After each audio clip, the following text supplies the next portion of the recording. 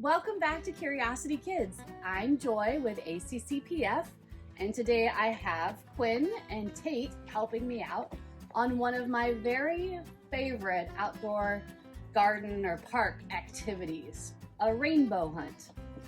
So I don't mean searching for rainbows in the sky, although we all like rainbows, right? So Quinn, what's a rainbow?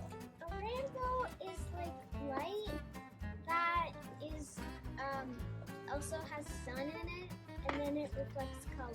So what causes a rainbow? We know that we need sunlight and water, but what happens with that sunlight and water to create a rainbow? Do you know? Tate, do you know what happens? It's a process called refraction. Refraction, okay. Refraction is when white light, which is just the light that you mainly see all around you, composed of all the colors ever. They're all mashed together. And each of these colors has a different wavelength. When they hit a raindrop, they go into a raindrop, the different wavelengths and colors are sent at different angles. Because it gets bent, right? Yes. It hits that water and bends a bit, and then it kind of breaks it apart. Yeah. And they bounce off the other side of the water drop and exit as colors, because they're now not mashed together, they're separate, so you can see them. That's great, and that's what causes a rainbow in the sky. But today we are going to find the colors of the rainbow out in our garden or out in the park, wherever you have a space where you can get outside and start finding things. But first we need to figure out something to match them to. If your parents have been doing a lot of home improvement lately, you might have paint chips from the store in your house. If you do, you can use these paint chips to go search in the garden or in the park to match colors. But don't worry if you don't have paint chips, because you can also just make your own rainbow chips. So you're going to need scissors, paper, and markers. And paper bag for later.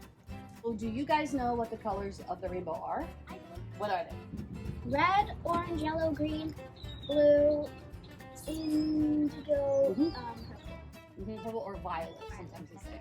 Are there any other colors? Yeah. What are they? There's infrared, which is right above red, and ultraviolet. So can we see those two colors? Like humans, can humans see them? So you're going to want all those colors so you can make your squares.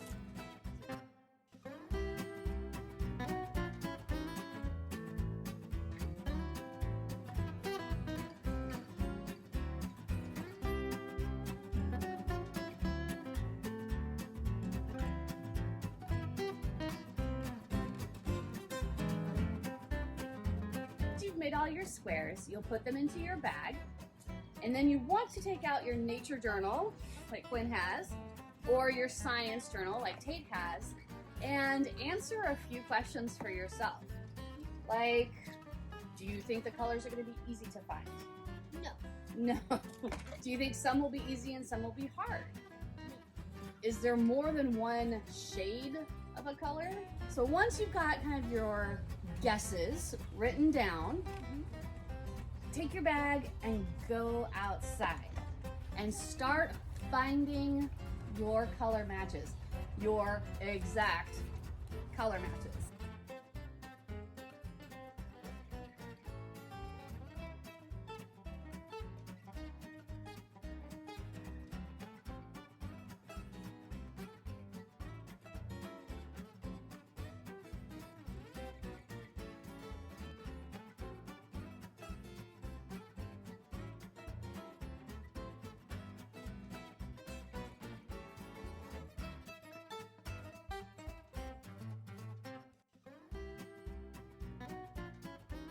So when you're all done finding all of the colors of the rainbow, exactly, come back to your nature journal or your science notebook and write down your observations. Did you notice any colors that were harder to find, or that were more to like pieces of trash that you found? Right, were all the colors you found colors in nature? Grab your parents later on have them go do it with you too. Have them do their own rainbow hunt and see if you can help them. So that is it today for Curiosity Kids. Visit acparks.org to print out your instructions. Our other videos are also on the website. And that is it. So just get your colors and go outside and have fun. Bye-bye. Bye.